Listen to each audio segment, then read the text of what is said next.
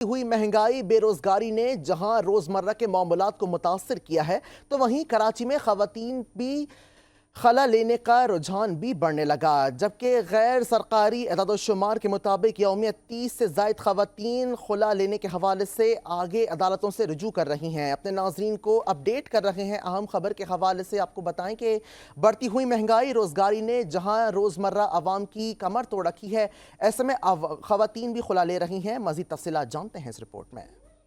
شہر میں بڑھتی ہوئی مہنگائی، بے روزگاری، عدم برداشت اور سوشل میڈیا پر دوستیوں کی وجہ سے خواتین میں خلا لینے کا رجحان بڑھنے لگا۔ غیر سرکاری رپورٹ کے مطابق گزشتہ برس 2023 میں شہر قائد میں 14,000 سے زائد خواتین نے اپنے شوہروں سے علیحدگی کے لیے عدالتوں سے خلا حاصل کی، جبکہ رواں برس کے ابتدائی 6 ماہ میں 4,000 سے زائد خواتین شادی ختم کرنے کے لیے عدالتوں سے رجوع کر چکی ہیں۔ ہائی کورٹ اور سٹی کورٹ سے جو ہمیں انفارمیشن ملی ہے، تقریباً 4,000 تک ایسے ہیں جو ریسنٹلی ایڈمٹ ہوئے خلا کے، اور جو پریویس ریکارڈ دیکھا جائے تقریباً 15 سے 16,000 جو ہے خلا کے کیسز جو ہیں ہو چکے ہیں۔ ہم لوگ جو چیزیں میڈیا، سوشل میڈیا پہ دیکھتے ہیں، جو فیسلٹیز وہاں پہ دیکھتے ہیں، ہم وہی اپنی لائف میں چاہتے ہیں، لیکن دور حاضر میں جو اس وقت پاکستان کے حالات ہیں، لاکھوں ڈگریوں کے بعد بھی خودکشی کی طرف مائل ہے۔ قانونی ماہرین کا کہنا ہے کہ خواتین میں خلا کی بڑھتی ہوئی شرح نوجوان نسل میں انٹرنیٹ کا استعمال کا بڑھنا، عدم برداشت اور شوہر کی طرف سے خواتین کے اخراجات پورے نہ کرنا شامل ہیں۔ خلا کے رجحانات بڑھنے کی وجوہات یہ ہے، پہلی بات تو